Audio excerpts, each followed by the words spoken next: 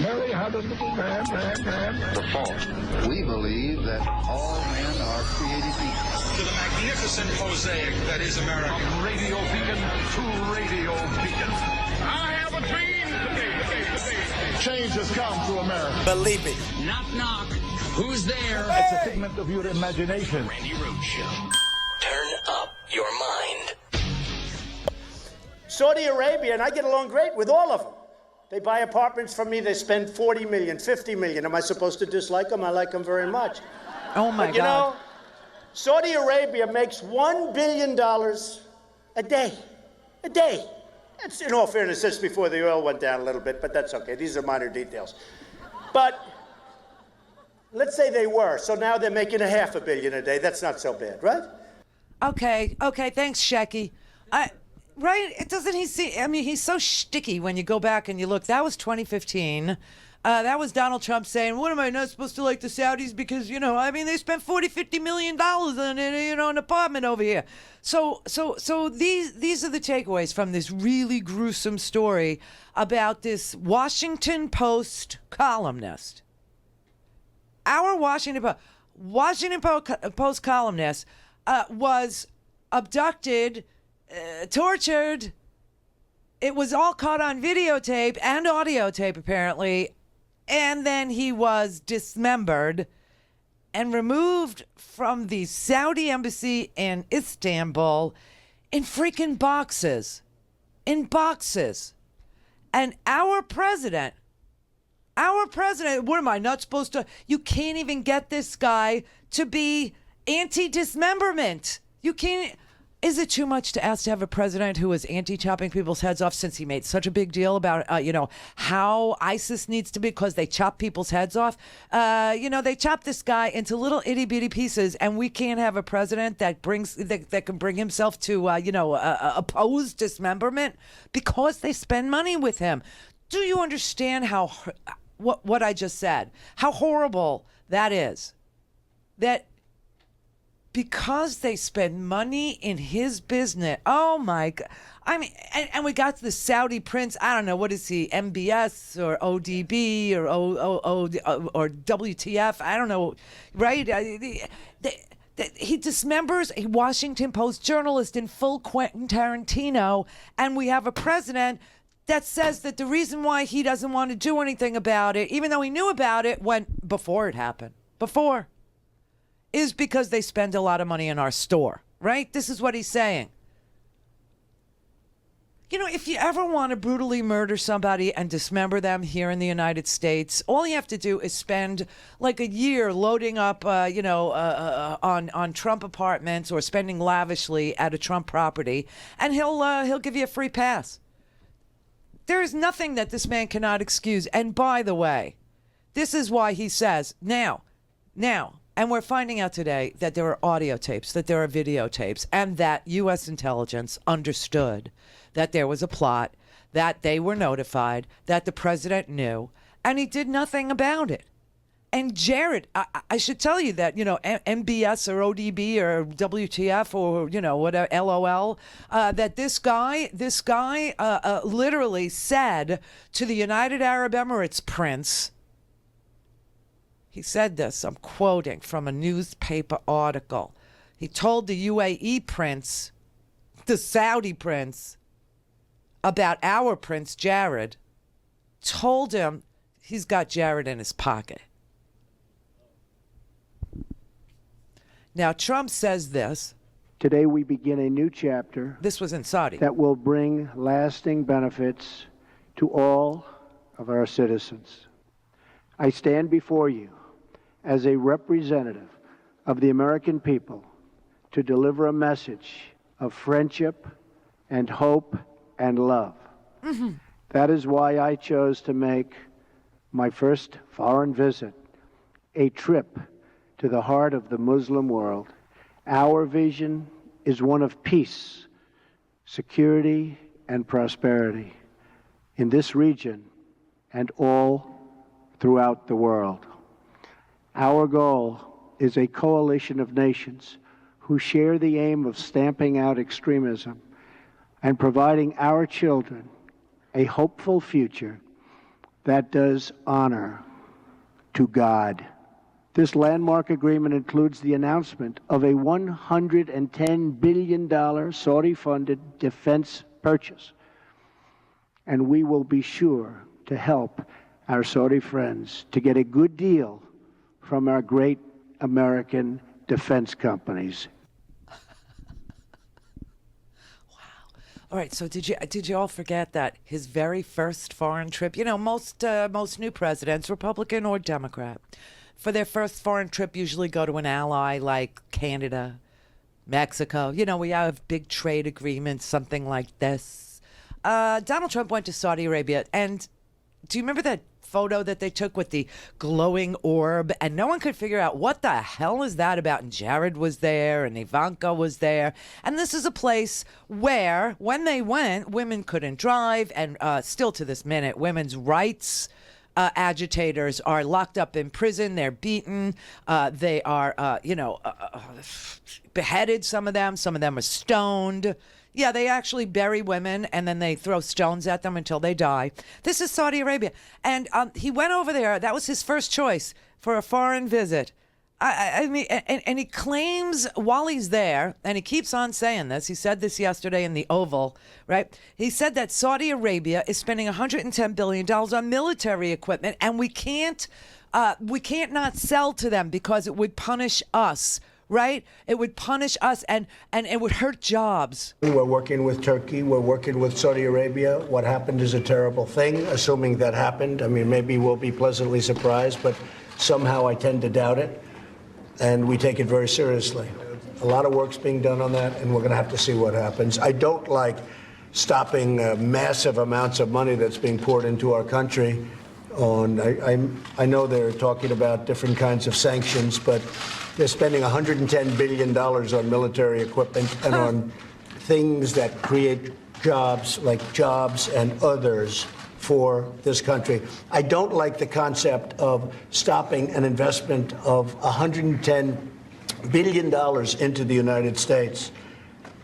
Because you know what they're going to do? They're going to take that money and spend it in Russia or China or someplace else. So I think there are other ways. If it turns out to be as bad as it might be, there are certainly other ways of handling the situation. Again, this took place in Turkey, and to the best of our knowledge, Khashoggi is not a United States citizen. Is that right? Or is that right? Oh, my God. He's a permanent resident. Okay.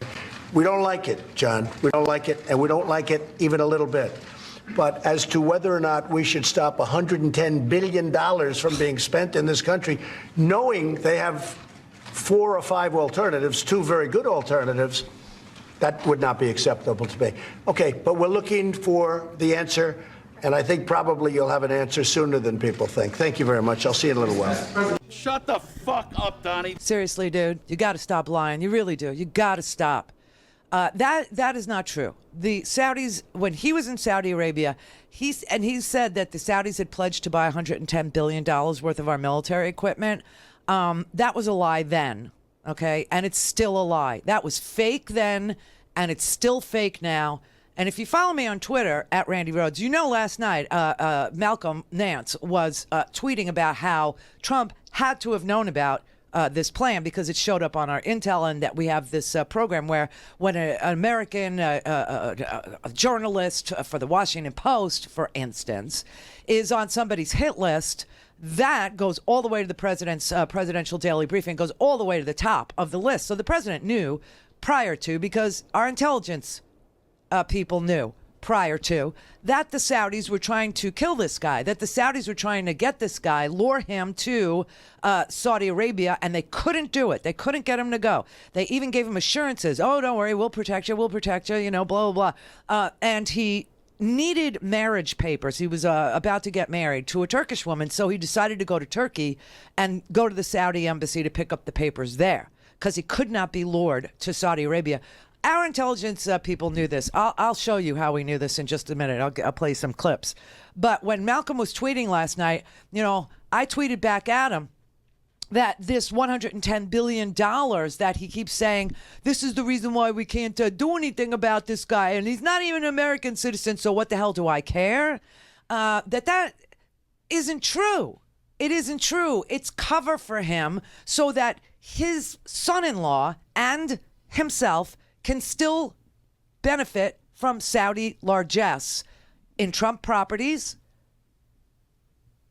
by buying them, and Trump properties like the old postal service that is now his hotel, where he is now the lessee and the landlord. It's a very sick thing. But there is no $110 billion in sales, okay? When he made that announcement back in May of 2017 on that first trip to Saudi Arabia, that was given 3 Pinocchios by the fact checker, okay? It was given pants on fire, okay, by PolitiFact. This thing was a totally made up cover story because Jared was trying to get money for 666 Fifth Avenue. And so he was going to anybody and everybody. That's why Jared was on all these trips. This is crazy. But when he visited Saudi Arabia on his very first trip,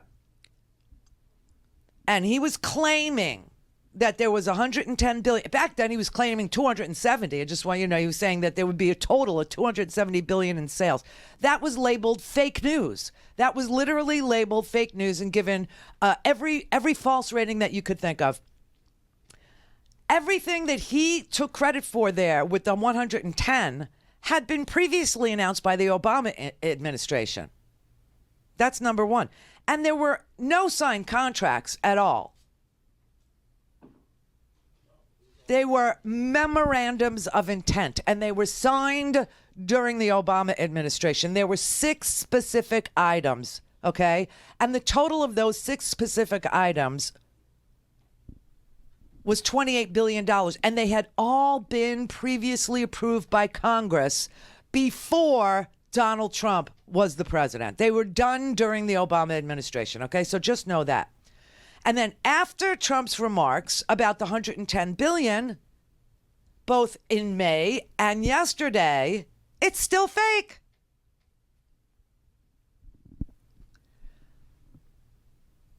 There was a $15 billion deal for a THAAD anti-ballistic missile system, the terminal high altitude area defense anti-ballistic missile, THAAD.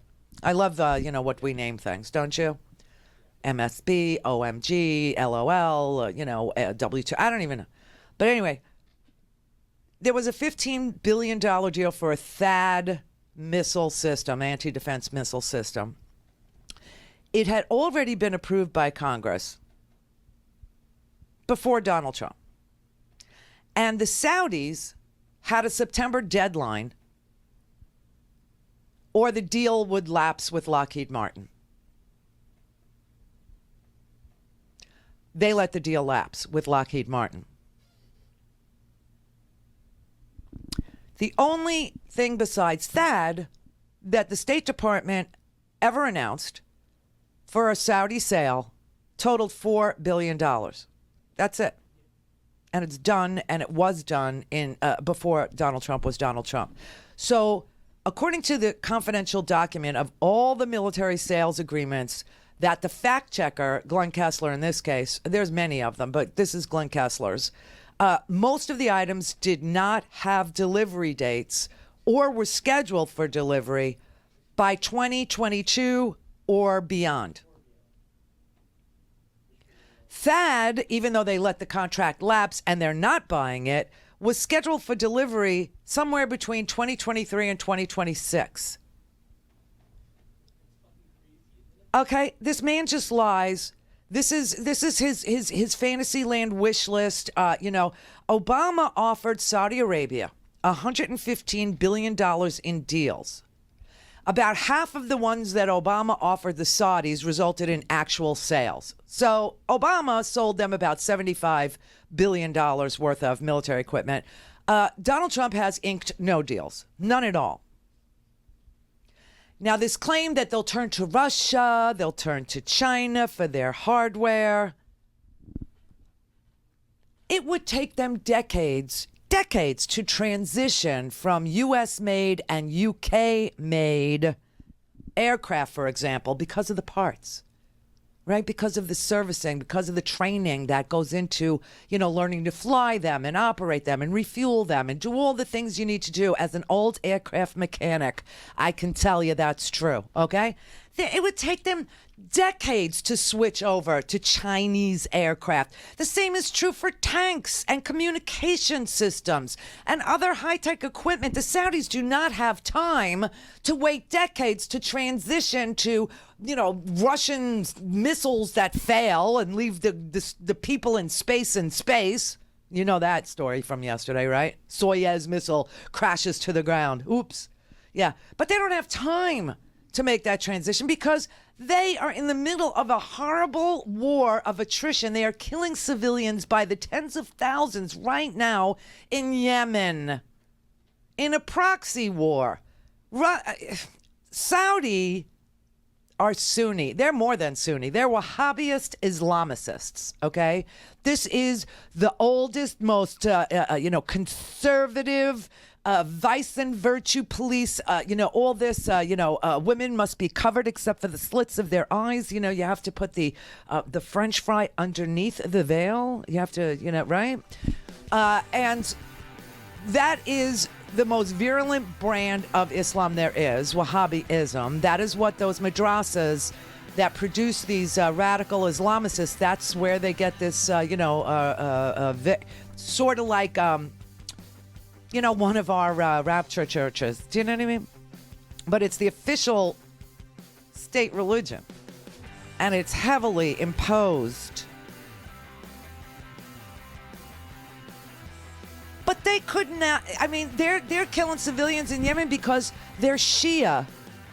And this is why they hate Iran, because Iran is Shia. And the big battle, again, between Shia and Sunni and the Wahhabist Sunnis, who are the most, they're the mostest, okay, rages on.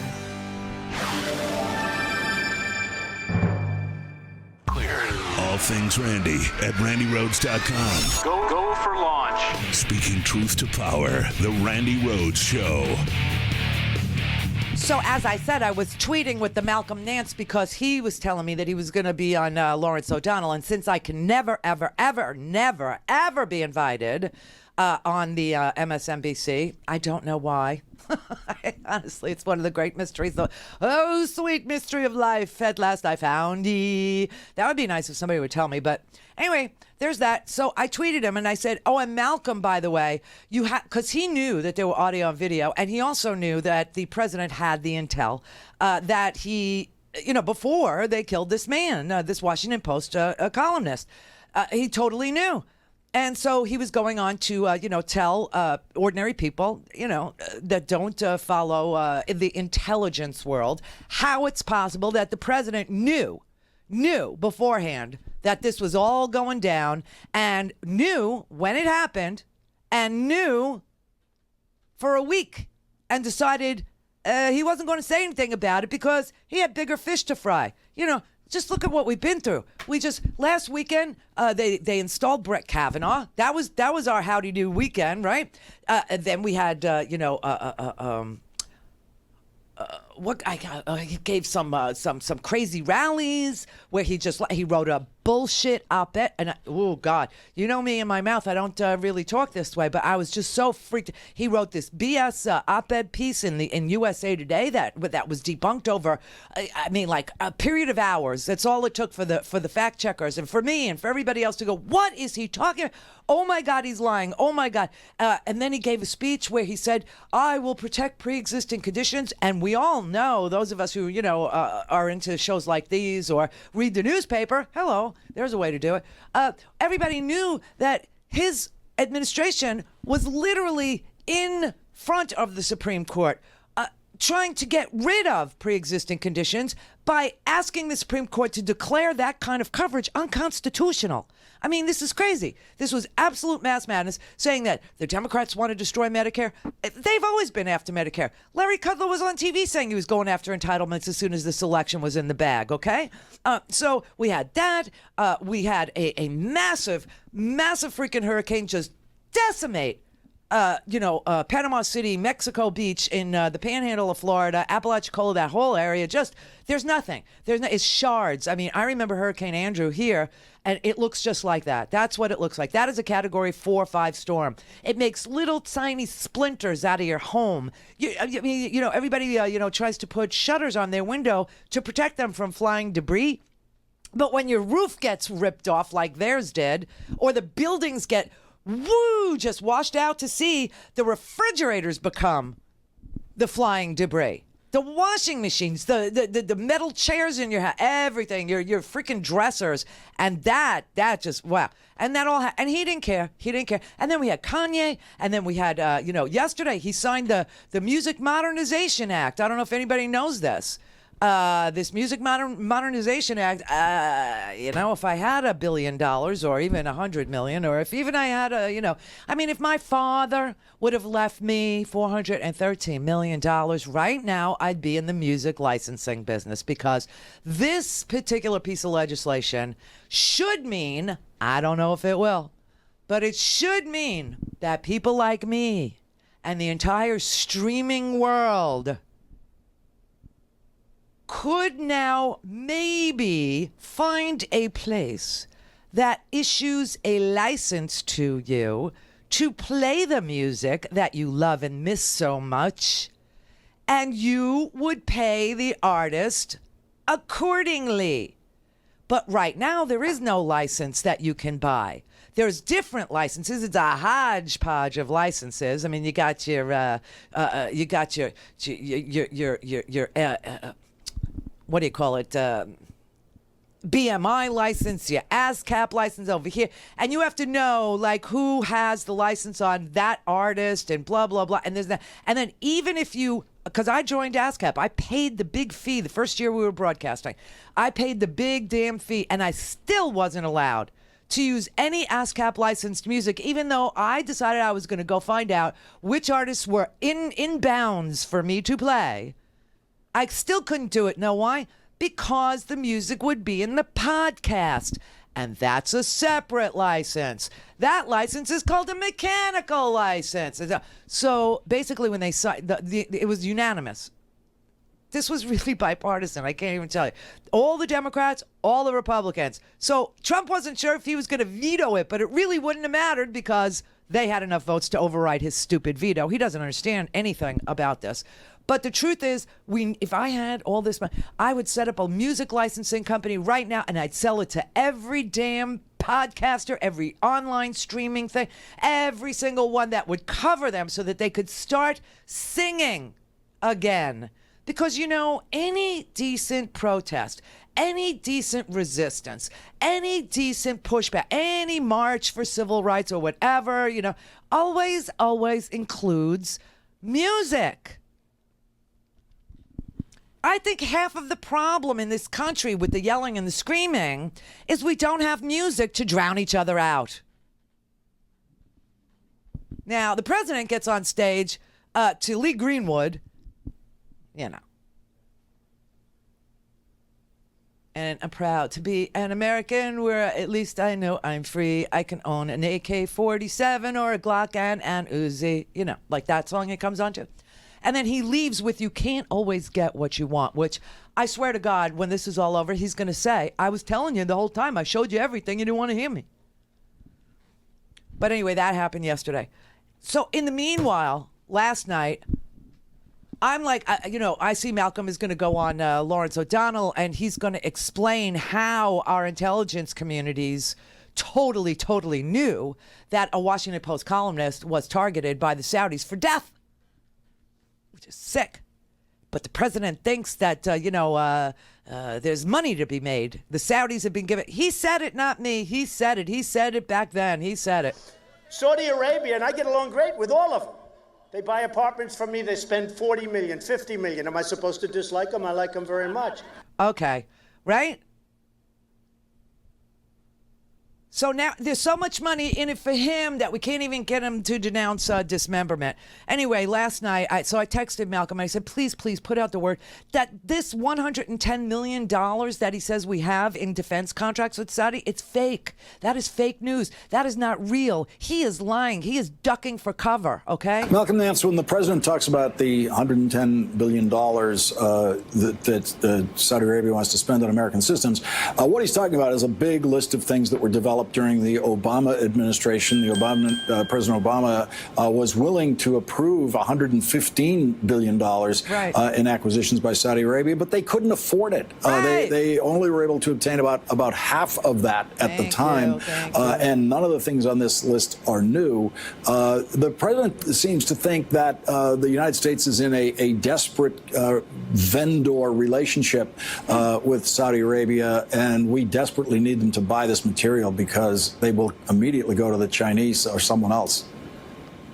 Well, that was a very unfortunate statement that the president made about compromising potentially $110 billion of arms sales over this issue of Khashoggi, which tells the Saudis what Donald Trump's price is to buy is silence.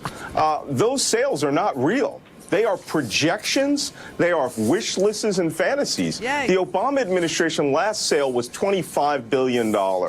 And I think Donald Trump, watching the news that Pakistan recently made a large arms sale from China and that India made a missile sale from Russia, that he sees this as some sort of arms bazaar, which is what we've always dominated in the Middle East. But that's his number one priority, not the defense of U.S. residents or citizens, and perhaps not even the defense of democracy himself, because he told the Saudis he was not going to be getting involved in their business anymore. And I'm sure that was news to their ears and something that they would be pleased by. Yes, and if you were ever wondering why we pulled out of the Iran nuclear deal, which was the best way we ever concocted, with the whole world signing on to it, the whole world, okay? We marshaled the whole world. This is what Secretary of State John Kerry was able to do during his time as Secretary of State. It was the best deal in the world for people who don't want Iran to go nuclear, to ever have a nuclear weapon, which is most of the world. Obviously, it is their near neighbors, and us are their far neighbors. The reason why Donald Trump pulled us out of a deal that would allow us to do inspections and verify and all this in exchange for returning Iran's own money, that's what we returned to them, their own money that we confiscated as sanctions. We took their money. We refused to let them do banking. We froze all their assets. We took their assets. And those assets were the assets that you saw go back to Iran. This was not your money. This was not my money. This wasn't the world's money. This was Iran's money, okay? And it's not just us, okay? The whole world signed on to this Iran nuclear deal because the whole world does not want Iran to have a nuclear weapon, period. So that's what John Kerry worked on. The reason why Donald Trump undid it is as a favor to the Saudis. The Saudis hate Iran and would like to see a war with Iran. Right now in Yemen, what you have is a proxy war with Iran. The Saudis are killing children, women, civilians. You know, Yemen is like the poorest nation in that region of the world. It's just grindingly poor. Okay, it's just the Saudis have all this money. The UAE has all this money. Qataris have all this money. Their citizenry gets. I mean, this is real. You want to talk, socialism? It's not. It's more than socialism. It's an autocracy. But the way that these people get away with being autocrats, and the way that they get away with being the arbiters of which religion and how often you'll pray, and where you'll pray, and where you'll face when you pray, and whether your wife can show her face or travel without a male relative, and the answer to that is no. The way that they get around all this is they pay their people. Everyone gets a portion of the largesse. Every single person gets a piece of the pie. And that's how they manage their people. That's how they get everyone to go along with, we're taking your wife. We caught her walking in the street. This man is not a close enough cousin. He's a second cousin, and we require a first cousin. And she was moving about with him. And we didn't like, so we're taking her and we're going to, give her a couple lashes and then we'll return her at the end of the week after, and you can put ointment on her wounds. And the husband has to stand there and say, oh yeah, that's what please do it. That's how they do it. They pay everybody. Well, Donald Trump has been paid too. And he's been paid to pull us out of this Iran deal. And that's exactly what he did. And in exchange, the Saudis buy stuff from him. Him, not us. They buy it from him. And they hook Jared up with, wealth funds and, maybe we could funnel some money to you this way. And blah. Meanwhile, you got OTB or whatever his name is saying Jared's in his pocket. Next, to speak to Randi, call 561-270-3844. 561-270-3844. Well, I think there's a big question still here about, to coin the old phrase, use the old phrase, what did the president know and when did he know it? Our previous reporting in the paper this week showed that there were intercepts that the United States had of Saudi officials discussing a separate effort to lure Jamal Khashoggi back to Saudi Arabia, where he would be detained. And there has been some speculation among our sources that perhaps what transpired at the consulate was sort of a plan B, if you will. Efforts to get him to come back under his own will to Saudi Arabia failed. So if there was information about potential threats to Jamal Khashoggi before he ever went into that consulate, the question then becomes who knew about that in the government, and was that ever presented to the president? And as Malcolm said, there are mechanisms to elevate intelligence from the bottom up to the president when people feel that he needs to know it, and those are questions that we'd like to try to answer. Okay, so that's the Washington Post reporter, and obviously Malcolm knows the interior workings of the intelligence, apparatus, and he explained very, very clearly and succinctly, as he always does, that the president would have known.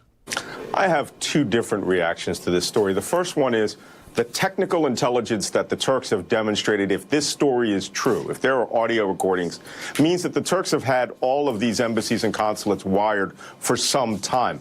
I mean, to go into the bowels of that building and to get audio or, audio recordings of a murder means that they know everything that's going on in that building, and they're very confident about how it's done.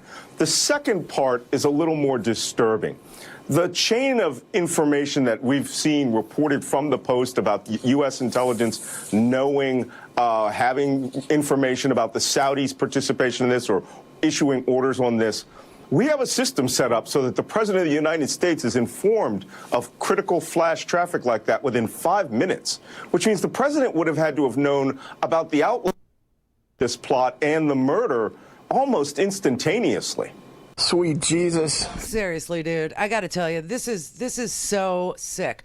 And because Trump is Trump, and because the Trump family is the Trump family, and because Jared is Jared, okay, and because all they do is brag about how much money this foreign government or that foreign government, or, yes, I met Putin, I had a relationship with Putin, and he couldn't have been nicer, or whatever it is.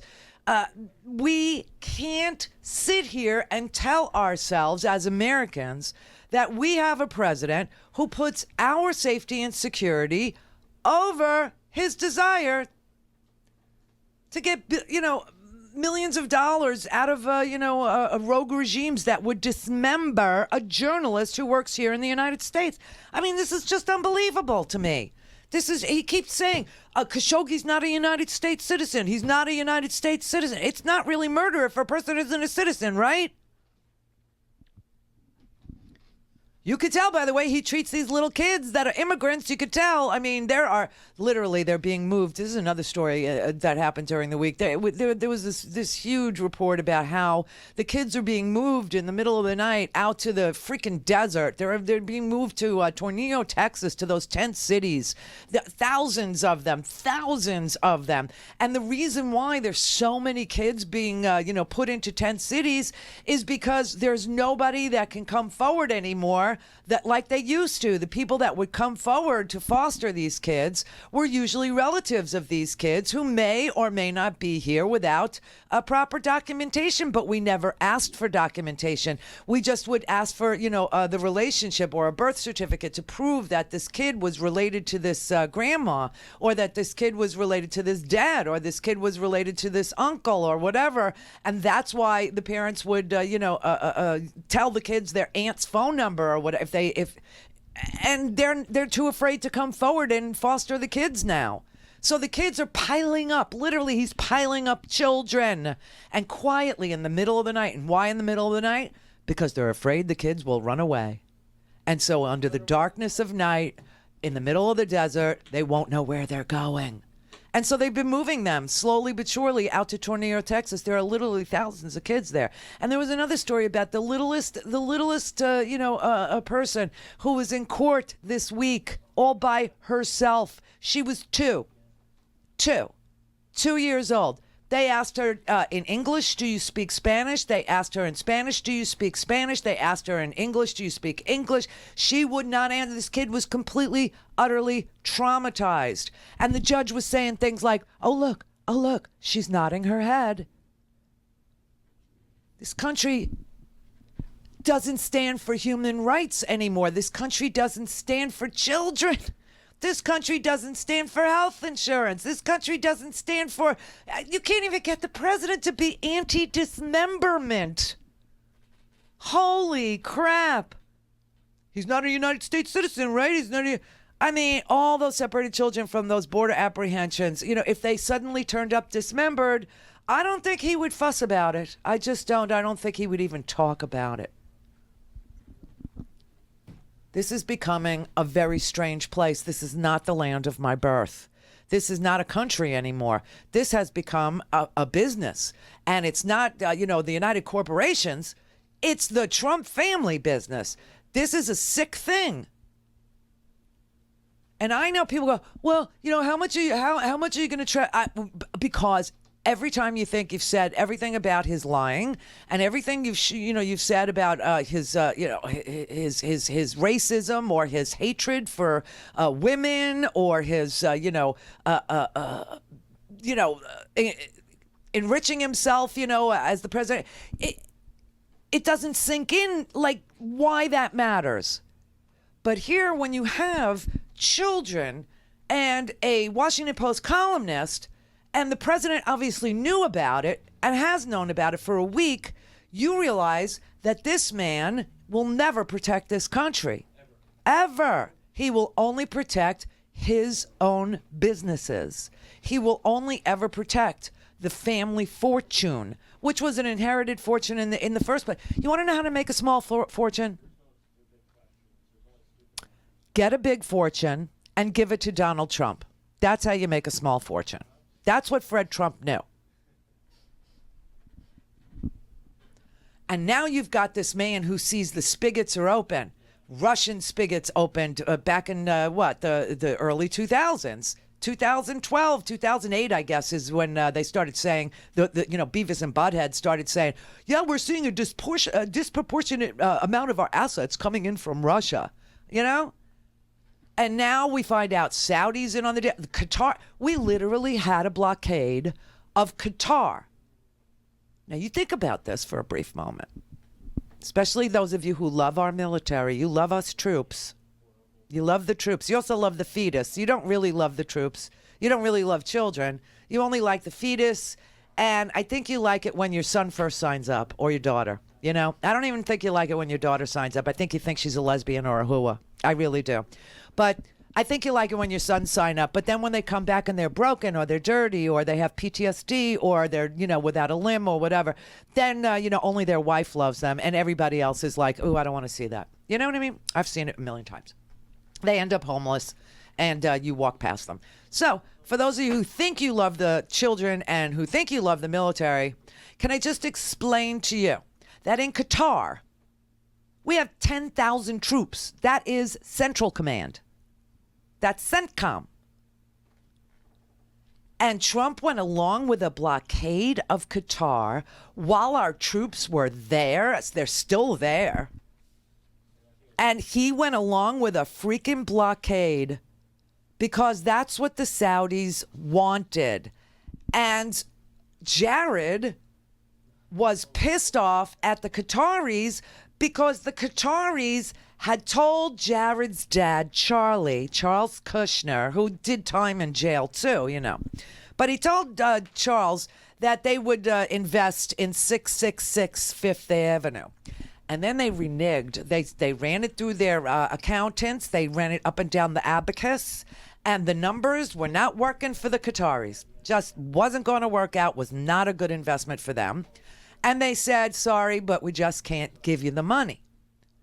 And shortly after that, Jared went to Saudi Arabia. You know, Jared keeps going to Saudi Arabia. I don't know. You know, Donald Trump's first trip as president of the United States, Saudi Arabia. Jared keeps going to Saudi Arabia. He's been there like 3-4 times. One time he went there, we didn't even know he was going. He didn't tell Tillerson. He didn't tell McMaster. This is part of the reason why Tillerson quit. He said, he goes over there and he does his little business deals. He doesn't tell the State Department. How are we supposed to figure out a position in this world with people like the Saudis who are killing civilians in Yemen? How are we supposed to figure out what our position in the world is if you have Jared Kushner calling for a blockade against Qatar and we got CENTCOM there with 10,000 troops stationed there right freaking now? What the hell is going on? This is why Tillerson left. And Jared keeps going. He went in May, he went in June, he went in October. And you know what's important? There's a rumor. I want to play music so bad. I'm telling you, this music license thing has really, entered my cerebellum, my hippocampus. Is very excited about hearing music on this show. But like I said, if I inherited that kind of money from my father, I would set up a music licensing business today and start selling music licenses. But, Anyway, in May, Jared Kushner went with Donald Trump. That was the first trip. They went to Saudi. And I don't know if you remember, but they had Tillerson and an old, disgusting Wilbur Ross, the former vice president of the Bank of Cyprus, the money laundering capital for the Saudis to launder their money, and Russians to launder their money. Anyway, they all went over there, and while we do business with Saudi Arabia, we've never, as a country, ever, have endorsed their culture because it's very oppressive. It does not recognize human rights. It does not, obviously, women are chattel there, and it doesn't, so we've been careful not to endorse their culture. And of course, after 9/11, we realized that the Saudi charities were collecting, women were giving gold. They were giving all their gold, to support these madrasas, to support these Islamic terrorist schools that were just, giving birth to the next generation of terror. Because, 15 of the 19 hijackers that attacked us on 9/11, they hailed from Saudi Arabia. Osama bin Laden, while originally a Yemeni, his father moved them to Saudi Arabia very, very early. And they became one of the biggest oligarchs in Saudi Arabia. They built all the roads, okay? He was like in the asphalt business. So anyway, Jared Kushner goes over to Saudi Arabia in May with Donald. And the rumor, and this I cannot prove, but the story goes something like, Jared Kushner had a security clearance. And, they had to revoke his security clearance because he lied so many times on his financial disclosures, et cetera, and, forgot a lot of things about meetings he had. So before he had his top security clearance revoked. So every day, Jared Kushner was reading the presidential daily briefing beginning on June 20th, Inauguration Day. And they started calling him in the White House one of the most voracious readers of the presidential daily brief. He just loved all the intelligence that he was getting. It's a classified, uber classified, eyes only, top secret rundown of the very latest intelligence day by day. See, this is why Bush was so despised by people like me, because he was briefed before September 11th. I believe it was on August 6th. 2001, he got a presidential daily briefing entitled bin Laden determined to strike within the United States. And he stayed on vacation at his ranch, clearing brush. Okay. But Jared started reading these presidential daily briefings as soon as he was able, as soon as Trump became the president. And then in May, he had been reading them, January, February, March, April, May. And what was included in those daily briefings were the lists of people inside Saudi Arabia who were not going to be loyal to this new prince and this new king who were replacing the outgoing family. And Jared apparently, according to, some reporters, Jared went over there in May with the president of the United States and tipped off the incoming Saudi royals, the incoming family members who were going to take over Saudi, gave him the names of who was going to be disloyal. Well, right after he left in May, in June, like 2 weeks later, the Saudi prince, Mohammed bin Salman, captured his cousin and Crown Prince Mohammed bin Nayef and took his place, and then rounded up all the people on Jared's list and held them hostage, I swear to God, in the Ritz-Carlton Hotel, and shook them down, even tortured one of them to death. One of them was literally tortured to death. His neck was twisted and broken, and he had electric shock marks all over his body, and he was killed. But the rest of them were forced to give this new guy hundreds of billions of dollars and pledge their undying support to him. Now, 2 U.S. government officials with knowledge of this report say that Jared is the person who gave them these names of these exact people that he rounded up. And then in October, he went back to Riyadh unannounced, caught the intelligence officials off guard. Says he stayed up till 4 a.m. trading stories.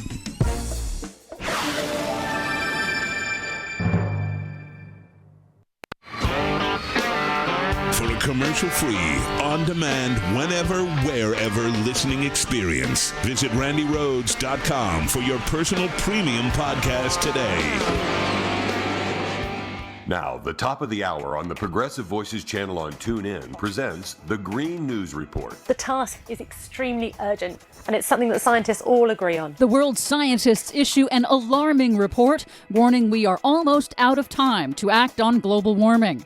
And speaking of which, this storm will be life-threatening and extremely dangerous. Florida, Alabama, Georgia, and the Carolinas brace for Hurricane Michael. All of those bracing stories and more straight ahead from BradBlog.com. I'm Brad Friedman. And I'm Desi Doyen. Stand by for 6 minutes of independent green news, politics, analysis, and snarky comment. To limit warming to 1.5 degrees C, we would need to start taking carbon dioxide out of the atmosphere during the 21st century. Oh, I'm holding my breath that will happen. See what I did there? Yes, we see what you did there. This is your Green News Report. Report from the UN, and even as it comes out, news of yet another destructive hurricane coming out of almost nowhere in the Gulf of Mexico. Yes, as we go to air, Hurricane Michael in the Gulf of Mexico has quickly intensified into a major hurricane, as so many hurricanes now do these days. It's headed for Florida's Gulf Coast as a Category 3, possibly 4, giving residents very little time to prepare. Florida Governor Rick Scott has declared a state of emergency for Florida's Panhandle. Hurricane Michael will bring life-threatening storm surge to Florida and heavy rains all the way into Georgia and even the Carolinas, which are still grappling with the aftermath of Hurricane Florence. And in another weird development in this extremely weird 2018 Atlantic hurricane season, for the second year in a row, a hurricane is menacing Ireland and Europe. According to Weather Channel meteorologist Marshall Shepard, a tropical storm in the far North Atlantic is, quote, not normal, folks. Yeah, but you know what has become normal? The idea that there's a whole group of people, specifically in this country, specifically on the right, who continue to deny that what is going on is unprecedented, is dangerous, and yes, is caused by man. this continues to be disturbing, even though it continues to be these right-wing southern states that seem to be bearing the brunt of the damage here. And speaking of bearing the brunt, our big story today, the world has 12 years to get man-made climate change under control. That's according to an international team of scientists on the United Nations Intergovernmental Panel on Climate Change, or the IPCC. The IPCC's chilling new climate science report, released on Monday, finds that the severe impacts of climate change that were once expected several decades into the future will begin to hit within 20 years, by 2040, just 22 years from now, and at a much lower temperature increase of just 1.5 degrees Celsius above pre-industrial times.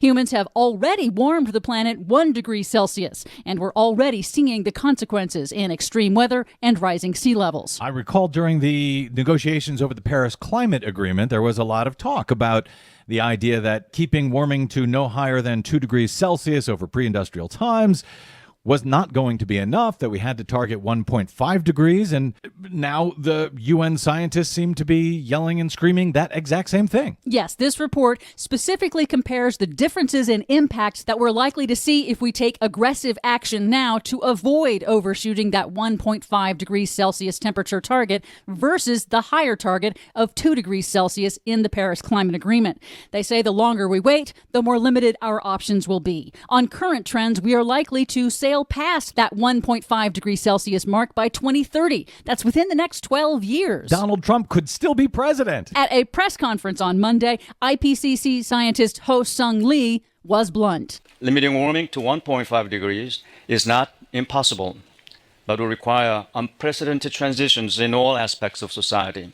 Every bit of warming matters. We will still see an increase in the intensity and frequency of drought, floods, forest fires, and extreme heat waves, along with sea level rise, crop failures, and water shortages. But the scientists say if we take those steps to limit global warming to 1.5 degrees, those impacts won't be nearly as bad, with huge benefits for humanity, food security, water security, and species and ecosystems that we rely on all around the world. They also found that the cost of making the transition is far, far cheaper than the cost of the impacts that we face. It's a monumental task, they say, but major efforts are already underway in most countries to reduce carbon emissions and transition away from fossil fuels, according to IPCC scientist James Skee. But this progress needs to be picked up in other areas such as transport or land management. Half of our energy by 2050 would have to come from renewable sources. We'd have to plant millions of trees to remove carbon from the air and do more. But the upshot is that we can do this. We have the tools, but we must move faster. The scientists say that requires the political will to take action in all countries. For much more on all of these stories and the ones we couldn't get to today, please check out our website at greennews.bradblog.com. Find us, follow us, and share us worldwide on the Facebooks and the Twitters at Green News Report. I'm Brad Friedman. And I'm Desi Doyen. And this has been your Green News Report.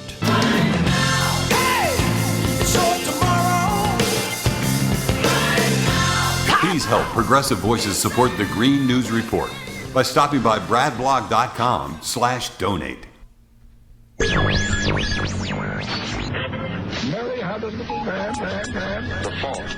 We believe that all men are created equal. To the magnificent mosaic that is America. From radio beacon to radio beacon. I have a dream today. Change has come to America. Believe it.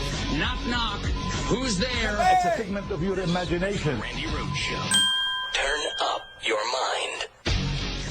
I've had conversations that basically said that welfare is the reason why a lot of black people end up being Democrat. They say, first of all, it's a limit to amount of jobs. So the fathers lose the jobs and they say, we'll give you more money for having more kids in your home. And then we got rid of the mental health institutes in the 80s and the 90s, and the prison rates just shot up. And now you have Chirac, what people call Chirac, which is actually our murder rate is going down by 20% every year. I just talked to the superintendent, met with Michael Sachs, that's Rom's right-hand man. So I think it's the bravery that helps you beat this game called life. They tried to scare me to not wear this hat, my own friends, but this hat, it gives me power in a way. My dad and my mom separated. So I didn't have a lot of male energy in my home. And also, I'm married to a family that, you know, not a lot of male energy going on. It's beautiful, though. But there's times where, you know, it's something about, you know, I love Hillary. I love everyone, right? But the campaign, I'm with her, just didn't make me feel as a guy that didn't get to see my dad all the time, like a guy that could play catch with his son. It was something about when I put this hat on, it made me feel like Superman. You made a Superman. That's my favorite superhero. And you made a Superman cape. For me, also as a guy that looks up to you, looks up to Ralph Lauren, looks up to American industry guys. Non-political, no bullshit, put the beep on it, however you want to do it, 5 seconds delay, and just goes in and gets it done. Right now, you gave me the heart to go to Adidas, because at Adidas, when I went in 2015, we were a $14 billion company, losing $2 billion a year. Now we have a $38 billion market cap. It's called the Yeezy effect. And I went to Casper. We had a meeting in Chicago. And I said, you have to bring manufacturing onshore, not even shore, into the core. It's not about the borders, the core of Adidas. And Chicago is the core of Middle America. We have to make Middle America strong. So I had the balls, because I have enough balls to put on this hat. I mean, this Adidas thing made me a billionaire. And I could have lost $200 million walking away from that deal. But even with that, I knew it was more important for me to take the chance of walking away from that deal than to have no fathers in Chicago with no homes. And when we do have prison reformation, because it's habilitation, not rehabilitation, because we didn't have the abilities in the first place. We never had anyone that taught us, who didn't teach us. Exactly, we had no one that taught us, right? So it's more important than any specific deal, anything, that we bring jobs into America, and that we provide a transition with mental health and the American education curriculum that Jim has worked on. Larry Hoover also has a curriculum that he's worked on. We have Montessori curriculums that we worked on. WeWorks has a beautiful curriculum. The Waldorf establishment has a curriculum. We have meditation. There's a lot of things affecting our mental health that makes us do crazy things, that puts us back into that trap door called the 13th Amendment. And that was as good as it got. That was the most favorable clip I could have chosen. He also sat there and called himself, you know, an MF, you know, hey, you didn't count on this kind of a mother, you know. And he had the balls and and this and that. And meanwhile, for those of you who, you know, are fans of the Adidas, they're made in slave shops, okay? They're made in slave shops. They're made in some of the most horrible factories you could possibly imagine. He got nothing at all. I could have walked away from the deal. You should have walked away from the deal, because they're making them in these horrible, under slave conditions. These people hang themselves in the factory. They have to put nets outside of the windows because they try and fling themselves out of the buildings and kill themselves. And I mean, it's just, but that was as good as it got, okay? Well, let me tell you, the conservatives decided that he is a genius. Kanye is a genius, and that the meeting of a musical genius and a genius builder, I swear to God, that it was just a once in a lifetime. And oh my God, I couldn't believe how lucky we were to see this moment. It was thick. But Kanye West is a person who speaks from the heart. You call it a rant. You always say this in your Chiron. You editorialize.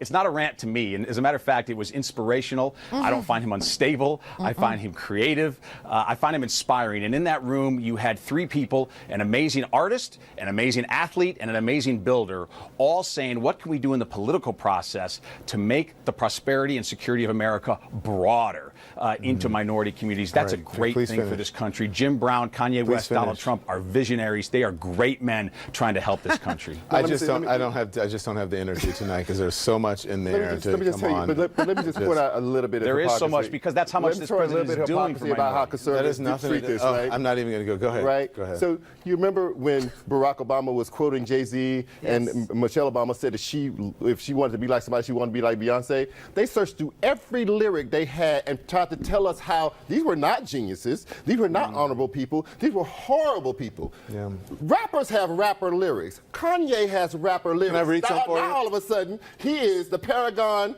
of moral virtue, and he's a genius. Yeah. I'm not saying we should be downing any rapper. I'm just saying these conservatives do this thing, right? If liberals like him, if President Obama likes him, that is the spawn of Satan. When Common performed at the White House, they literally went through every one of Common's songs to find lyrics that they found offensive and said, this is why Obama should not have this man at the White House. That's not fair and now with me. all of a sudden, I'll we come tell in you like, why. oh, he's a genius. Hang on, let him me tell you finish, something. please, 'cause Kanye you hasn't talked had the a entire genius time. record since graduation in 2007, and you can check me on that. I like Kanye. You put out good music, make your music, brother. And also, don't say that we are saying that Kanye has a mental problem. Kanye is constantly telling us that Kanye has a mental problem. Therefore, I don't even talk about Kanye. No. It wasn't Kanye's problem that he was in the Oval Office. No, you said it was an Donald Trump's unstable problem rant that Kanye today, was and it was not, in my view, at all. Well, you weren't watching But look, television. You weren't watching television because, and I don't understand. I watched every minute of it. How I watched every minute of it. How is watching someone with sense, with eyes, and with ears, and talking about the mental issues that they are confirming and addressing themselves? How is that? People have been saying that it's disparaging. How is that disparaging? How can you take the stigma off of mental health and mental issues if you pretend that you can't talk about it or that they don't exist when he's telling you, I have them and I'm not taking my medication? No, you didn't say that he has had issues. He certainly has addressed that as well. He now. Has. You said today. You said earlier today that this was a minstrel show. I mean, could you possibly be any more condescending to this man? No, I'm just telling the truth. By the way, I'm not being condescending to this man. I'm not being condescending to him. I'm telling the truth. And if you ask African Americans around the country, they will tell you the exact same thing. That's what it looked like today. Sadly, and I'm saying this. Not out of animus, hold on. No. Not out of animus for Kanye West, but because I feel sorry for him. And I think he needs to take care of himself. And I think the people around him are giving him the wrong advice. No. Yeah, I mean, this was just amazing. And you remember when all this happened with Common, who is a beautiful human being and a very loving, peaceful person, and he does poetry, and, everybody at the White House, wanted to celebrate him a little bit. They didn't put him on display like this, and of course the conservatives called him a thug. They knew nothing about his work, but they called him a thug. They did the same thing with Jay-Z, same thing with Beyonce, for God's sake, same thing. And by the way, Barack Obama, you remember in 2009 when Kanye was having some sort of an episode, and Taylor Swift, it's interesting, Taylor Swift was receiving the Artist of the Year award at the VMAs. And back then she was a country artist, so the VMAs was like kind of off limits to country. And they gave it to her for the best new female, and she was making her speech thanking everybody, saying, I'm just a country music star, and I'm just so excited that I had a chance to win a VMA award. I just never thought I would. And Kanye West jumped up on the stage. In the middle of her acceptance speech, she was 10 years younger. I mean, what is she, 25 now? What was she, like 16 then? Can you imagine? You're a 16-year-old girl, you just started your career, you get a big-ass award, you're in front of the entire music industry, and you're on the stage and you're shaking and you're trying to make a speech and you're saying thank you and you're being gracious, and Kanye West jumped up on the stage and he said, nothing against you, but I gotta say, Beyonce, she had the best video this year, she should have won, this is bull crap, blah blah. I'm gonna let you finish, he's saying to the 16-year-old girl, right? And she's left on the stage. He then hops off the stage, and she's left on the stage standing there. I mean, this is a person who needs to take his meds. Kanye West doesn't speak for black people, for all black people. Kanye doesn't even speak for Kanye half the time. You know what this reminded me of? And I don't really remember this. I just remember reading about it. But there was an episode where Elvis, when he was in the depths of his addictions, apparently wanted to visit Richard Nixon, and Nixon had him up to the White House and made him an honorary sheriff or some such thing for the DEA of all things. I mean, this was just crazy. He was babbling about being Superman and how tomorrow doesn't exist and time doesn't exist and Apple makes an iPlane and it should be hydrogen. The last time you saw a hydrogen plane, I think it was the Hindenburg. And the saddest part is if you fact-checked Kanye West's rant, it would still check out better than Donald Trump's op-ed on healthcare. Because at least Kanye was trying to come from a decent place.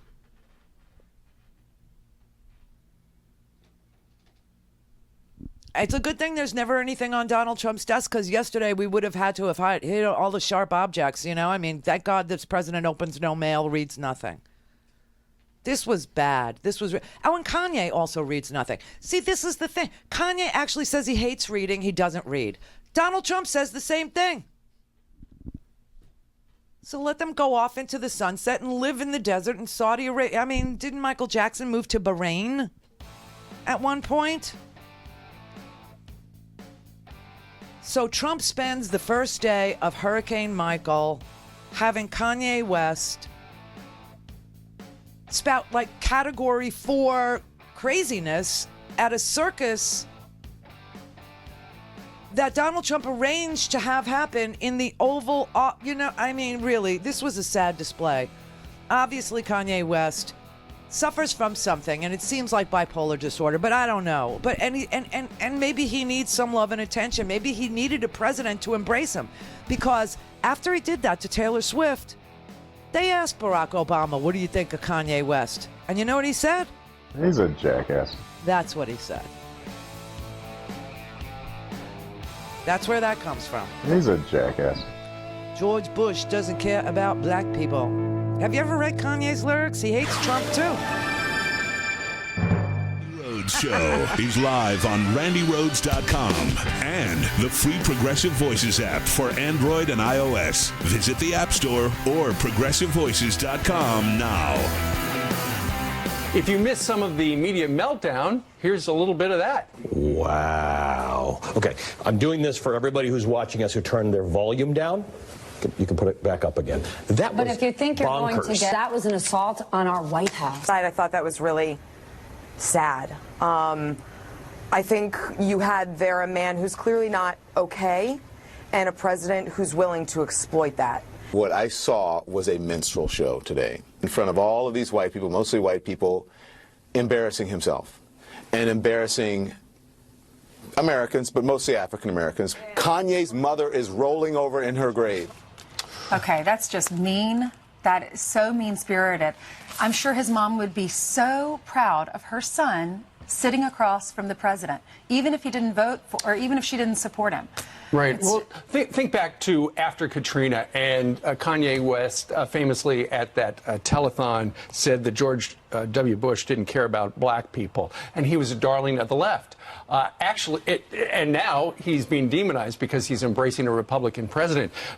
Yesterday, he actually kind of referred to the comments about George Bush after Katrina, and he said, I regretted those. I was emotional at the time. I was programmed to think from a welfare mentality. Yeah. Candace Owens will be on a little bit later, and here's a non-disclosure, but she talks to him on a regular basis about everything. He says he's extremely bright, understands what's going on, and also says that he might even run for president in 2024. He was going to run in 2020, but he wants to now support this president.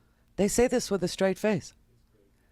Is that crazy? That's crazy, right? They say this with a straight face on the Fox News. They say, oh, well, he was going to run for president in 2020, but he's going to wait till 2024 because he wants to support this president.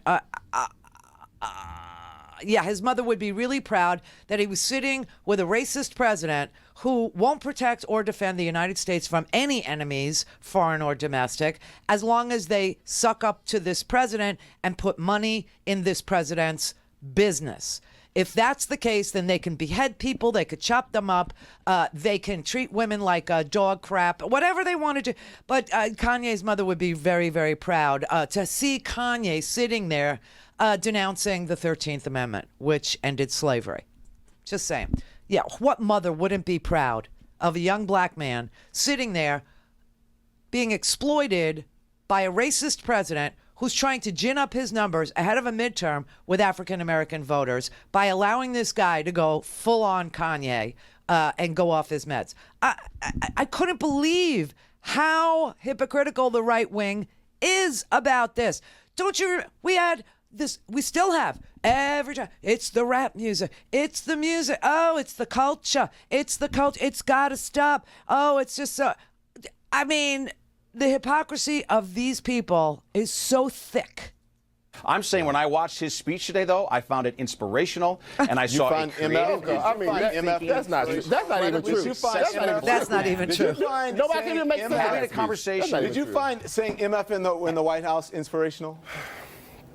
No, I don't find it inspirational. So you called him but a genius. I do find so talking you about said he's a factories genius. I'll give you that. Let me give you this. Let me give you this. You said he's a genius, right? Did you say this? So I wonder if you agree with this. Yes, a creative genius. Okay, so he said, I say F the police. Right. That's how I treat them.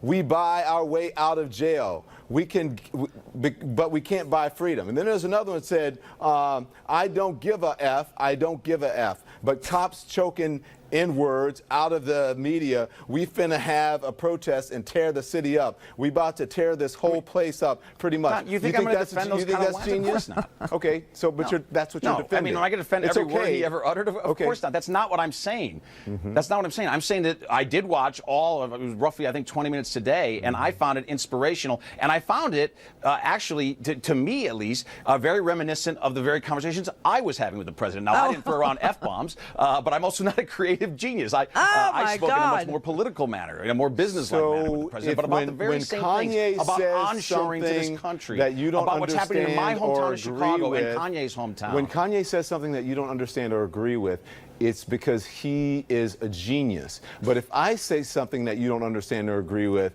then I am condescending. No, I understand everything you say. Okay. But can we also just add that is specific, that this kind of police language was specifically what they attacked Common for. That's why I read it. That's why I read it. The exact same thing that they attacked Common for. So just go ahead.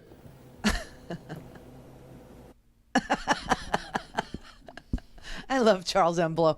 I love everything about him. But, I mean, this is just so... I mean, they turned the White House into a sideshow, and it was like the dwarf... the woman with the beard and the dwarf was dancing around, and I mean, it was just so hard to watch. It was just a wow moment. It's so unbelievable. But they think he's a genius. And you know what's crazy is the president still attacks guys who kneel on Sunday to draw attention to the fact that police choke out a guy for no reason, which is what Kanye was writing about in many, many songs. And Kanye's a genius, but Colin Kaepernick is a traitor. You can't, like I said, you can't hold these two thoughts in your head at the same time. And it's all because Donald Trump, I don't know what he's talking about with, Kanye had increased his black registration for, or his black support for him by 25%. How is that possible? You know what African-American support for Donald Trump is? It's 10%. How could it increase his support by 25% unless he's willing to admit that he only had 2.5% support to begin? I don't know. It's just, this is unbelievable. And this is all going on while people are literally hysterical crying, going through their, what's left of their house. Their furniture is in like 4 neighbors down in their living room. Their refrigerator is across the road. Their roof is gone. Their fishing boats are gone. They're fishing, it's like Forrest Gump, that hurricane with Gary Sinise, screaming at the storm, right? Come and get me, mother. Yeah, that's what they got. That's what they got in there. Boat industry is decimated. I mean, this is going to, and the president says maybe he'll go down like next week sometime.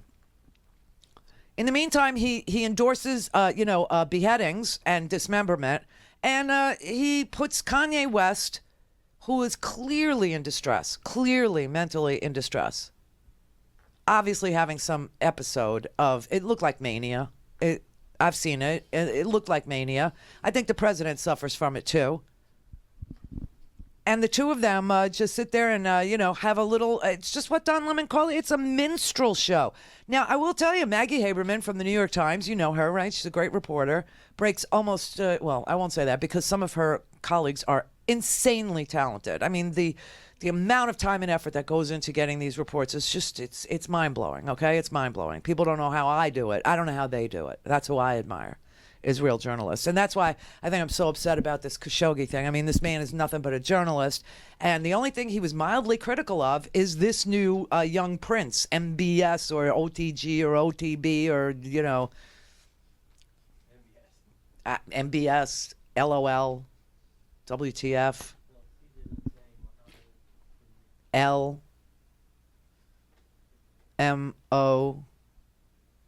I don't know. Anyway, Maggie Haberman said most of the people in the White House were mortified. Most of them were embarrassed for the presidency.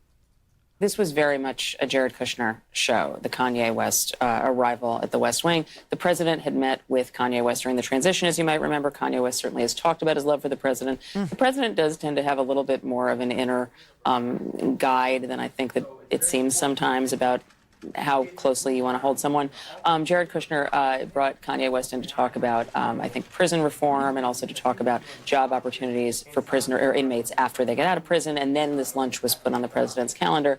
The president, if you look at his face as Kanye West was doing essentially a filibuster standing in front of the Resolute desk, he looks sort of, you're right, it's speechless and confused, right? I mean, it's just uncertain quite what to do with this. So there were mixed reactions in the West Wing. You could see Jared Kushner is sitting there looking very happy. His wife Ivanka Trump not looking quite as happy, and I think that represented the split that you saw within the White House. There were a bunch of aides who flocked to the West Wing with their cameras. I heard from other West Wing aides who were hugely embarrassed that had happened, thought that was not a good look, that this is not a rock concert. And what the main sentiment that I've heard from people in the West Wing is, why have we taken what was a pretty good week for the president with Kavanaugh, which is something that Republican candidates heading into the midterms would probably rather be talking about, and why are we now doing Kanye week? And I think that there's not a clear answer. He's a jackass. That's why, because he's a jackass. This is unbelievable. And the president, will exploit anybody.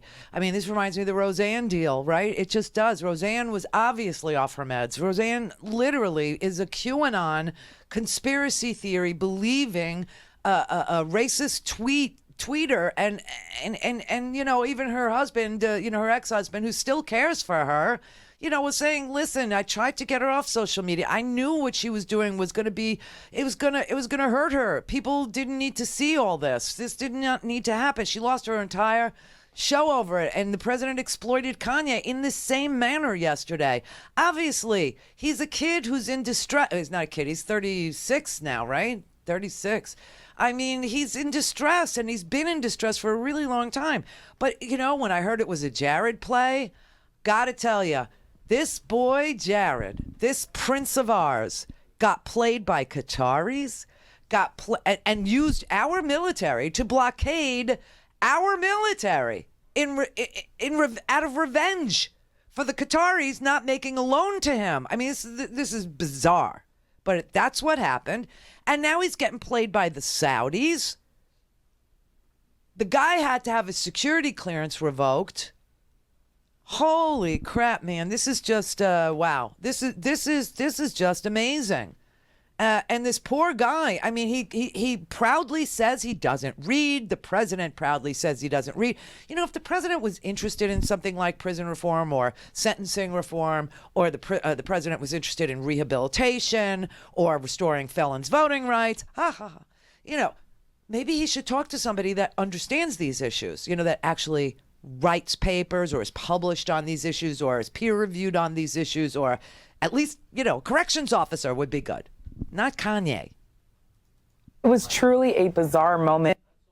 And mainly because what we see is a complete transformation of Kanye West. This was a rapper who's not only is his music really something of a rallying cry for African Americans, and he's really a conscious rapper, but this is also a rapper who said George Bush doesn't care about black people at the height of when people were criticizing President Trump's handling of Hurricane Katrina because so many African Americans in New Orleans felt abandoned by the federal government and the White House. Now you have him using specific stereotypes that have been overused about African Americans. He talked about the fact that black people have been using welfare, that there aren't fathers in the home. Of course, we know that those things are just patently false, and that Kanye West was really talking about all this stuff and really not making a lot of sense in front of President Trump. It was a truly bizarre moment. It was a painful moment if you care about any of these issues, I have to say. It was a wasted, squandered, horrible, sad moment. And for, white people who don't know anything about Kanye West, they got to sit there and point at him and say, see, this is why we don't take you people seriously. And the you people thing started happening. And honestly. But I think what Kanye really needed was a president to love him, because Obama had said he was a jackass because he behaved like a jackass in 2009 toward Taylor Swift. George Bush, he said, didn't care about black people, which was true because people, literally 1,800 people drowned. They died. And I remember when George Bush was taken to the woodshed because the photo of him looking at New Orleans was taken from Air Force One. He was not on the ground. Meanwhile, you got Donald Trump hosting Kanye West while a Category 4, almost a 5, had slammed into another southern city. And Kanye's all okay with it because he needs help. He needed a president to love him. The saddest part about what he did was how he admitted that he needs male energy. Now, you don't want to take your cues from Donald Trump, Kanye, because you'll end up in court just like Cosby, okay? Because that's how Donald Trump treats women. Donald Trump grabs them. Donald Trump, kisses them. Donald Trump throws himself at them, grabs them, plays grab ass with them in front of their husbands. Donald Trump pays his mistresses off. Kanye, if you want male energy, as if there is such a thing, but if you want male energy, I would say look anywhere but to Donald Trump for guidance about what real men are like. I think you probably have it in you to be a real man. It seems like you adore your wife. It seems like you adore your children. It seems like you think being raised in a pack of women is a beautiful thing. Stick with that. Don't take your cues from this misogynist, woman-hating piece of swill who just wants women to shut up and sit down. Can you imagine if, you actually adopted that in that family of yours, if you started telling Kim and Chloe and all that, sit down and shut up. Oh my God, you'd be divorced in 2 seconds. And you got 3 great kids, and I just don't think this is the road you want to take. He's a jackass. Stop being a jackass. Just stop it.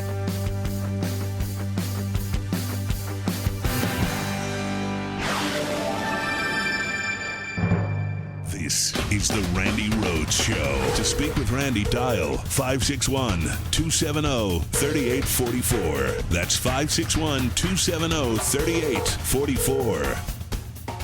Is he the worst negotiator in history? He takes the biggest thing off the table before he even negotiates with the Saudis, which is the arms sales. Is that good negotiating? If you're a good negotiator, you say, well, we'll have to look at our arms sales, and they're very high, and we know we're the best arms dealer, and they don't want to buy it from anybody else. No, Trump takes it off the table. He's a terrible negotiator. Yes, he's a terrible negotiator because he's only negotiating for himself. He is not negotiating for the country. And that is the scary, hard truth about this president and why he can't be president. We're not a country anymore. If the president of the United States refuses to protect and defend it as a country and instead protects and defends his bank account, that's not a country. That's not a president. That's just a cult. If you support that, it's a cult, and it's anti-American, and it's anti-constitutional, and just, we get that there's too much money in politics, and it's become the United Corporations of America, but this is something completely different. This isn't even the United Corporations. This is the Donald Trump family. What am I going to, we're going to work and pay taxes to support the Donald Trump family? I mean, give me a break. We're going to go and die in wars to protect the Donald Trump family, their fortune? Are you insane? I mean, the blockade on Qatar, which very few people talked about, we did because it was so bizarre. Obviously, that was to punish Qatar for not making the loan to Jared. And they literally blockaded our own military base with 10,000 soldiers there. So sick, so wrong, so obvious. And now, people are starting to realize, his only loyalty is to himself. And you could say that and you could show that in any number of situations. But this one reeks. This is just, I mean, he's pretending he didn't know. Every single, this man talking here, he's the former Undersecretary of State, okay, Rick Stengel. How is the president pretending he didn't get the intel? So, Rick, why do you suspect he's playing dumb? Because we already know from published reports that U.S. intelligence intercepted communications of Saudis talking about abducting Khashoggi. U.S. intelligence knows that the Saudi government was out to get this Washington Post columnist. So what's he up to here? Well, if that's the case, and let's presume that it is, I mean, I think he's looking to not have culpability. I mean, what is the first job of the President of the United States? To protect American citizens and American residents. And he let everybody down. And the fact that they might have known this in advance and not warned the Saudis, not called Mohammed bin Salman. What's the use of having a personal relationship with someone if you don't say, hey, dude, you can't do this? Hey, dude, you can't do this. I mean, honestly, what is the better? Everybody said, oh, well, it would be great if they had a relationship with Putin. It would be great if he had a relationship with the Saudis. It would be great because we didn't have, blah, blah, blah. What's the good of having a relationship if you allow the Russians to hack into, your opponent because it benefits you? What is the benefit of having a relationship if you allow for an American journalist to be dismembered and you know it's going to happen and you don't call him up and say, I mean, what's the good of the relationship that Cult 45 was so excited that we would finally have with nations that we didn't have perfect relationships with before? I don't understand what is the goal for you? Because the goal for him is obvious. The goal for him is to get money. The goal for him is to make money. The goal for him is to enrich himself. But what is the goal for you? What is the goal for your son or your daughter or your grandkids? I mean, this man denies that these hurricanes are bigger and badder because of, the climate warming and the water's warming, and they're fueling these storms to the point where the storms maybe not are more frequent, but when they do happen, they're bigger, badder, more rain-soaked, more powerful than we've ever seen. And then he when it happens, he just pretends, hey, this is the price you pay to live in a fossil fuel world. This is the price. What? Yeah, and I'm going to write a fake op-ed about healthcare and tell all the American people lies that the Republicans care about pre-existing conditions when they are literally in court right now, 20 red states, with the help of the Trump administration's Justice Department, literally helping these 20 states declare that pre-existing condition coverage violates, some part of the Constitution, probably the Commerce Clause, which has been used and abused by every rabid Republican since the beginning of this experiment in democracy. I honestly, I don't understand why people just hang in with this guy. There's fewer and fewer of them, but they're there. Ron in Milwaukee. Yeah, that Kanye thing was pretty ridiculous. Like, I didn't know what the point was right before the elections and all that. I just well, the point was for him. It was for him to be able to say to African Americans that he's not racist because look, I'm sitting with Kanye, and Kanye is a rapper that speaks for the black community, or at least did. And so Trump tried to align himself with Kanye's fan base. That's what he was trying to do. Yeah, I couldn't believe that. Like that, I hope people start stop buying his music and stuff after seeing that. Well, that's not the answer. The answer is to stop exploiting people with mental illness for political gain, or stop, covering up for people that would do us harm because there's financial gain. Yeah. But we're never going to get there with this guy. This guy's never going to change. He's 72 freaking years old. Exactly. What about the Miller investigation? You don't hear much about that. Well, we're down to the final stages. It looks as if Mueller has sent over to Donald Trump's lawyers questions about conspiracy with Russia that he has allowed Donald Trump to answer in writing. So it's like an open book test, I guess. And his lawyers, not Donald, will prepare the answers and send them over to Mueller. And the fact that they're now questioning Donald Trump about collusion and conspiracy tells you that Mueller has so much information that if Donald Trump's lawyers should write a falsehood as an answer and Donald Trump signs off on that, then he'll know that Donald Trump, perjured himself. So, but that's where we're at. And of course, the crime of obstruction of justice having to do with the firing of James Comey, etc., that is an intent crime. That's a thought crime. And so the only way that Mueller can actually get on with that investigation, with the part of that investigation that is looking at obstruction, is to sit down and talk to Donald Trump, who says, that's all Donald Trump ever said. I'm 100% willing to talk to him. I want to talk to him. I'm going to talk to him. I don't know why. It's taken so. 1 year of negotiations has already occurred. And finally, Mueller has sent his written questions.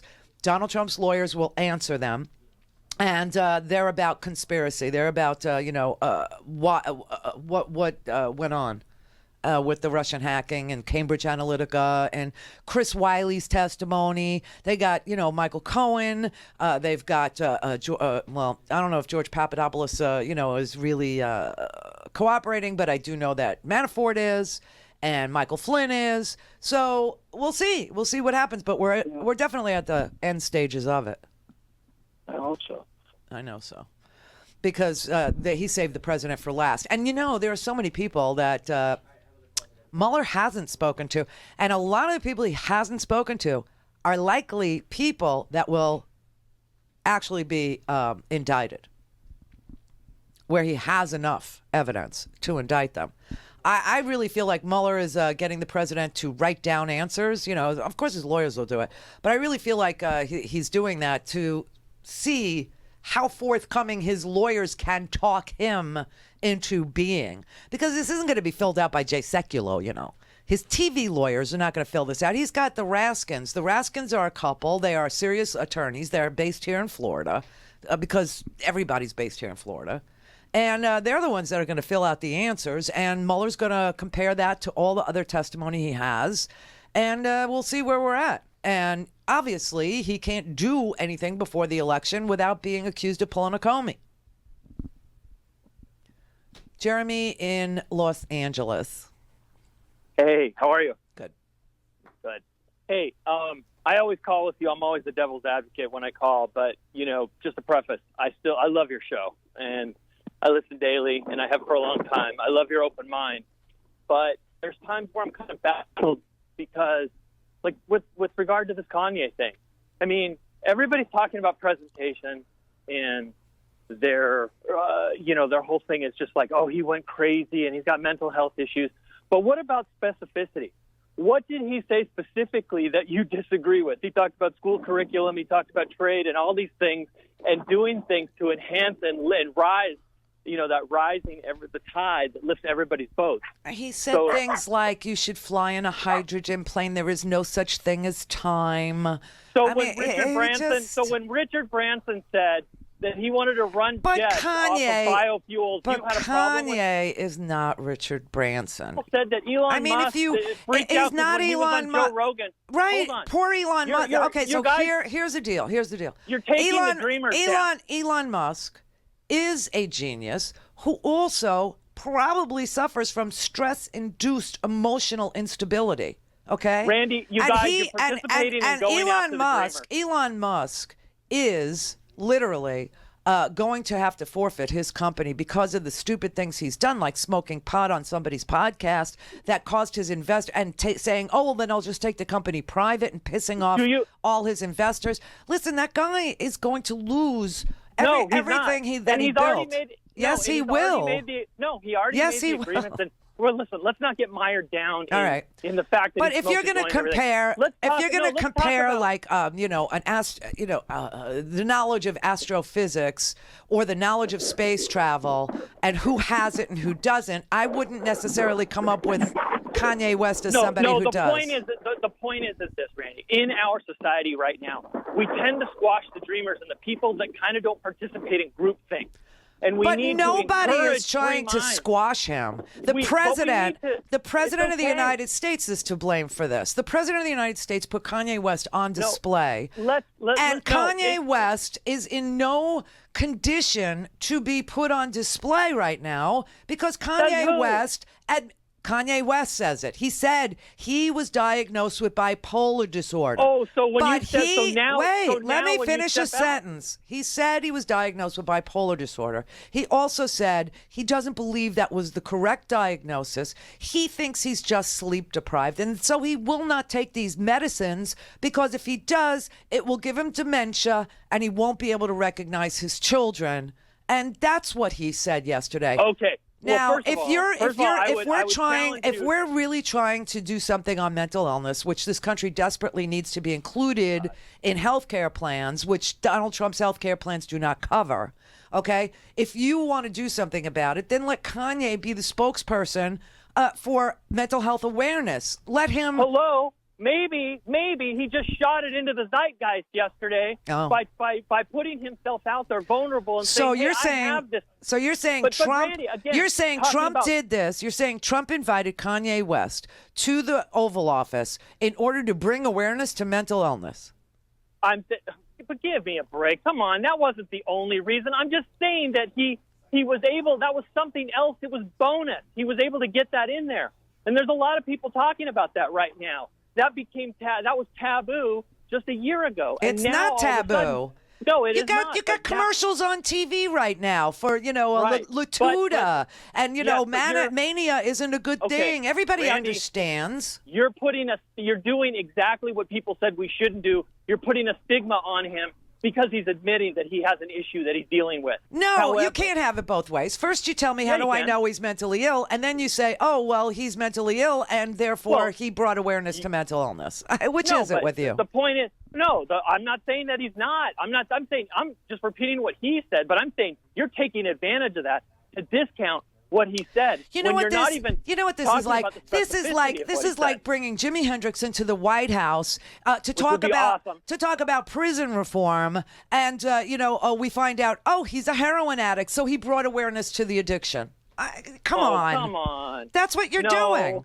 Listen, Kanye was invited to the White House by this president to exploit Kanye's reach into the African-American community and to young white boys who listen to his records. You don't think that every single past president has, especially in modern times, let's just say since President Clinton to present day, that they don't invite people, that optics don't mean everything, that before an election year, Donald Trump's if that's trying true, to take advantage. If optics mean everything, then the optics couldn't have been worse than they were yesterday. You know because what? it looked like Randy, Donald Trump was exploiting a person who happens to be black, but also happens to have bipolar disorder, and he showed up unmedicated, and no one gave a shit. You and I disagree. Because That's fine. what he said is going to go far more viral and red pill, more millennials it isn't. than Taylor Swift any day. No, it isn't. Yeah. It isn't. That's just the truth. It and makes I know people, and you know why? Because what we saw yesterday makes people sad. It makes all people who care about him sad. It makes people who love his music sad. It makes people who are African American sad. It makes people who know Donald Trump will exploit anybody for his own benefit sad. It was just sad. The whole thing was heart-wrenching. Hip hop legend KRS-One has made all sorts of similar points through the years, and no one's ever called him a kook. I would challenge you to do that. Find out what he said. Listen, there are people that are coming out of their own, what they consider to be their own conditioning, and we're going to sit in judgment of them You better listen to his content. I didn't want to sit in Comment judgment on of his him. content. I am sitting in judgment of a president who exploited all that he is. He exploited it. He's not the first It president was to a have a hip-hop sad artist in the White House. display. He's not the obviously first got president to have- mental illness. He obviously is looking for a father figure. Trump is the only president that, decided to love him. And so he's gone for it, hook, line, and sinker, and Trump is exploiting him. That is the sad truth about what happened yesterday in that Oval Office. And he did it during a national emergency. And he did it during the murder investigation of a Washington Post columnist. And he did it knowing that Georgia voters are being purged. Listen, you got so much going on. And he is sitting in the Oval Office exploiting Kanye's desperation to want a family that includes a father figure. That's why he said he puts on the Make America Great Again. He feels like Superman. He feels like a man loves him. He told you that. That was heartbreaking. If you love him, hear him. See him. Pay attention. Kanye West, was used. He was used by President Trump because President Trump thinks Kanye speaks for all black people. And you know what's crazy? He barely could speak for himself. He was trying to show you everything, how desperate he was. And all they did was usher him in and usher him out. Buy a stinking podcast.